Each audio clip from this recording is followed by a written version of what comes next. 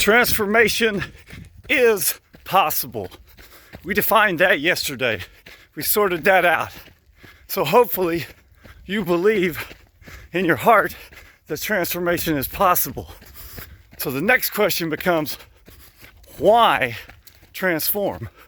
Why would we want to transform? I think the answer to that is easy. Everybody wants to get better. Everybody wants a better self. Everybody wants to improve and expand their potential.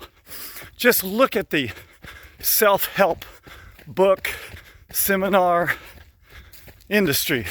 Multi-million dollars every year on self-help books and seminars. Look at the fitness industry, online fitness programs. Multi-million dollars are spent every year.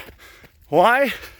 Because people want to be better. People want to transform. It's the first part of the year right now, and every year people make New Year's resolutions. Why? Because they want to change something in their life. They see something in their life that they feel like needs to be changed, and they want to change it. Everybody has their own why they would want to transform. So if you're intrigued by the idea of transformation, and if you believe that transformation is possible, then it's time to evaluate your why. Why do you want to transform? Because when you start to answer your why more specifically, then you start to get at the root of who you really are. It's a self-examination. So the why can't be, I just want to get better. The why has to be specifically, what do you want to improve? What do you want to change? What do you want to transform? When I look at my life, I want to transform the way I respond and react to circumstances that are beyond my control. Things that I can't control anyway.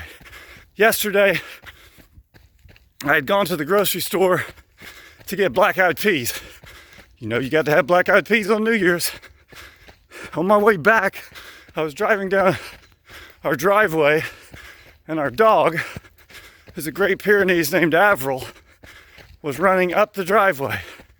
She has a tendency to wander off sometimes, and a tendency to go to other people's houses and just hang out. And so inevitably our neighbors ending up calling us and saying, "Hey, Avril's down here, can you come get her?" And so when I saw her coming down the road, I was irritated because I didn't want her to run off, because I knew it would lead to later going after her. So I pulled off the side of the road, I jumped out and started calling for her. She doesn't mind well at all. And so she starts trotting away from me. So I start after her. And like a game of cat and mouse, she starts faster. So I jumped back in the Jeep and headed down the driveway. I was going to get in front of her and cut her off. So I pulled off into the field. I jumped out and ran out to cut her off. And when she saw me, she took off. And I started chasing her. And I was in the dark, no light, stumbling over bushes and ruts. Then all of a sudden, stepped ankle deep, both feet into an ice cold puddle. And all I could do was watch Avril disappear into the night like a ghost in the mist. And oh man, I was so angry. I was so angry. So I walked back, got in my Jeep, and to make matters worse, now my Jeep was stuck in the wet ground. So I called my wife and let loose a tirade, really for no particular reason, just because I was angry. And when I look at it, I was angry over something I had no control over. I had no control over whether Avril was going to run down that road or not, or whether she was on that road or not. The only control I had was my response, and I failed to control my response appropriately. And that is one avenue that I struggle with, and that's one avenue that I'm pinpointing for this transformation process.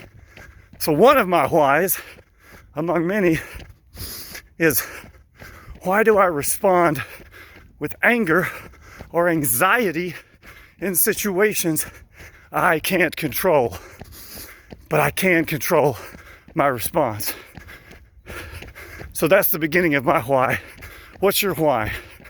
Why do you want to transform? What areas do you see you need work in? You can transform, but to transform effectively, you've got to understand why you want to. Right now is your opportunity. Think about it, examine it, and I'll see you back tomorrow.